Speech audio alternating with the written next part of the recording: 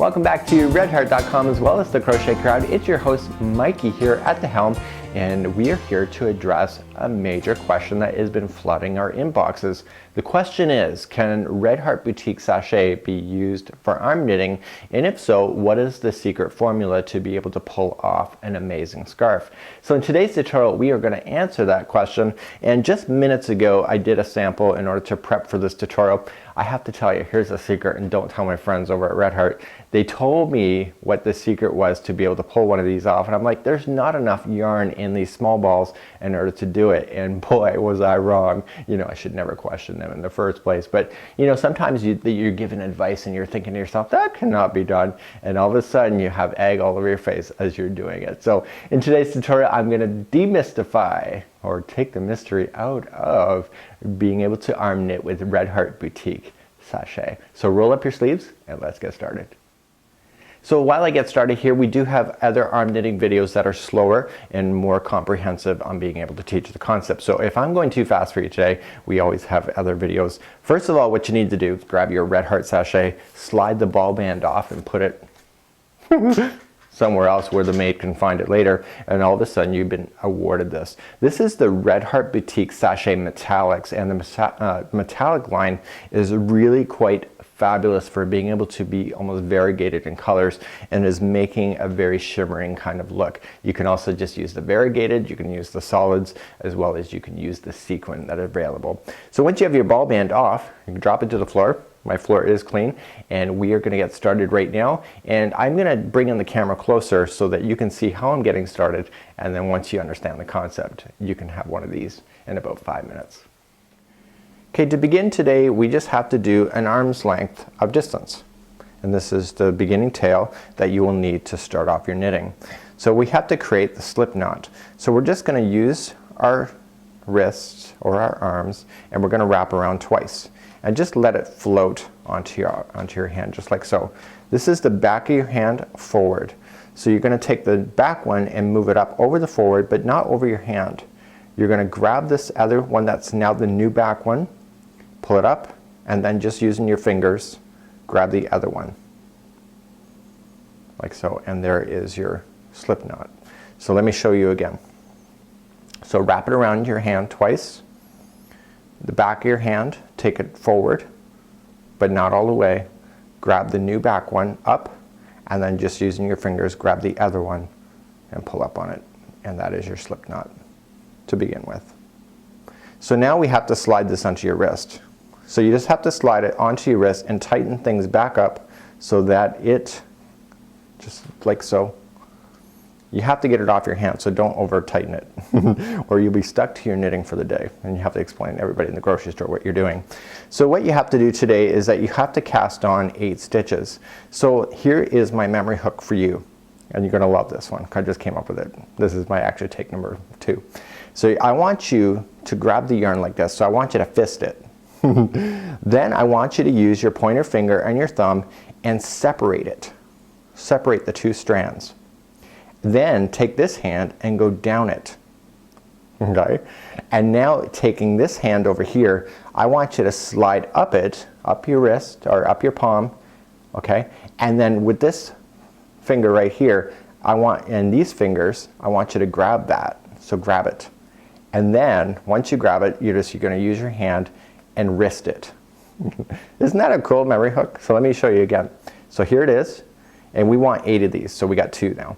So we want to fist it, we want to separate it, we want to down it, we want to slide up it on your thumb, and using your fingers you want to grab it on the other side and wrist it.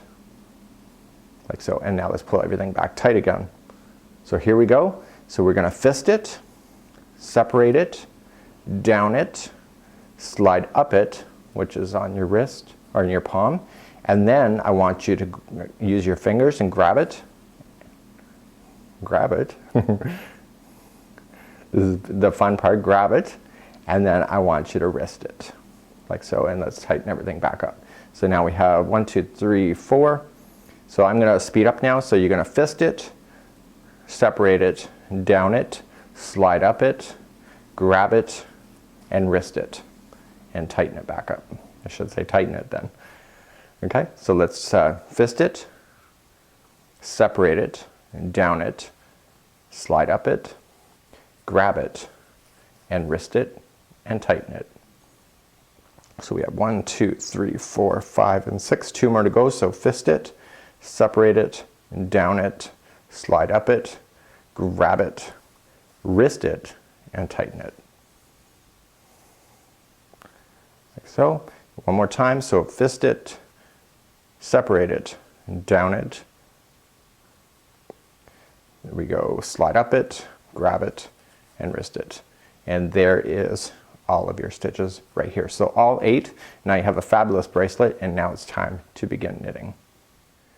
So now that you have all of your stitches onto your wrist, you want to make sure, especially with this one here, is that there's so many of them that you want to make sure that they're all in sequence. So you just have to look down here at the knotting section and you can see which one is in what order. What I recommend here is that you have the straggler, which is this leftover. This was actually take number 2, and the first one I didn't have enough, so I had to pull everything out. So if you are ending up short, you can always pull it out and restart. What I would recommend is take both strings just in the very beginning until the first string runs out, and just use it for your knitting. And this way then the straggler end can get caught into your knitting. So what I'm going to recommend, here we go, is that this is the hand that has your knitting. You want to put the strings into the same hand. And we're going to use this hand over here to begin the knitting process. So we're just going to immediately slide the very first one, just look what order that they're in, slide the first one, and slide it onto your wrist on the other side. So now you're handcuffed and ready for a good time. So now we have our yarn again, and we just slide it up and slide it over. So now I've already got the loose end already trapped in, so there's running out of loose end. So just in this hand, sliding up and over. And again. So we just have to continue to do this whole process, just working back and forth, knitting. So we're just holding it, sliding it, just like so. This was my Slipknot, so there you go. So now we have everything on the other side. So now that we're on this side, we are going to use this hand to hold the yarn that's going to the yarn ball. So we hold it, we fist it like so, and we then slide your other hand in. So now you're handcuffed back to your project. So again, you're holding it, sliding it up and over. This process, once you get started, is almost addictive. It's really quite easy. This is like knitting aerobics. The wonderful thing about the sachet here is that the sachet, like in order to do arm knitting, you need the bulk. And when the bulk exists in the sachet, just like so, then you're pretty well, off to the races for this project. So now, ready again. So we're just going to grab it and slide back over.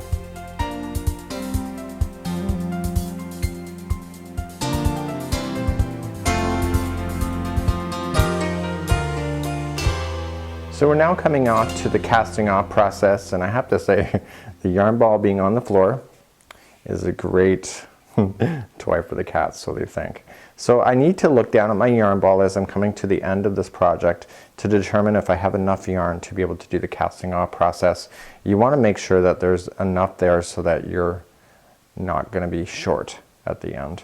So I'd roughly leave about maybe 6 feet at the end. It's amazing how much, because the yarn has to go over your wrist, and so you just got to think about the yarn usage as you're going over.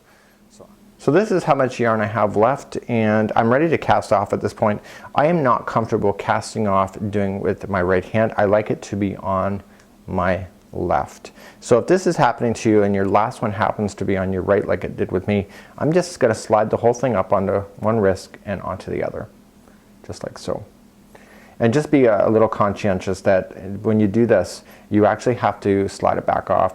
And we need to make sure that this yarn tail is on the end. So if you're facing it out the yarn tail will be on the end. So yeah, I just transferred it over and then I just transferred it and turned it around. So now I'm ready to cast off. So I'm gonna just begin to knit the first stitch as normal, and I want to knit the second one as normal. No big deal. Letting the straggler fall down, just grab the second one here, the one that's closest to the body, and slide it up and over and let it fall. And now grab the other yarn again, slide the next one over and knit as normal, let it fall. The back one now is up and over, and let that fall. Tighten things back up. And we are doing a bind off, so to begin to do it. If your string is too short, what happens is that if it falls out of your hand like that, this end piece will fall right out of your work, and then you won't be happy with yourself. So this one just requires you to be a little more patient.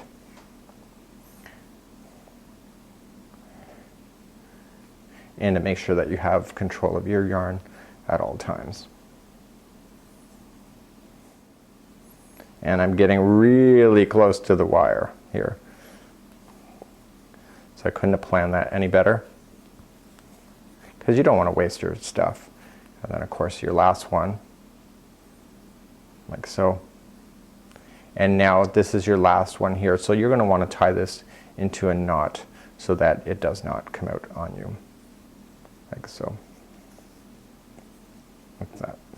And what you're going to need to do then is take your scissors and cut this little length, and then all of a sudden you have an amazing scarf. So let's take GG's off here. So at this point, if you know of different ways to be able to tie up your scarves and wear your scarves, this is when the creativity really comes out. So you have the base product to work with. It looks amazing. This yarn looks absolutely fantastic, and it can come out incredibly beautiful. So this answers your question, and until next time, I'm Mikey on behalf of redheart.com as well as the Crochet Crowd. Stay tuned next time as we have more inspiration and free patterns to share.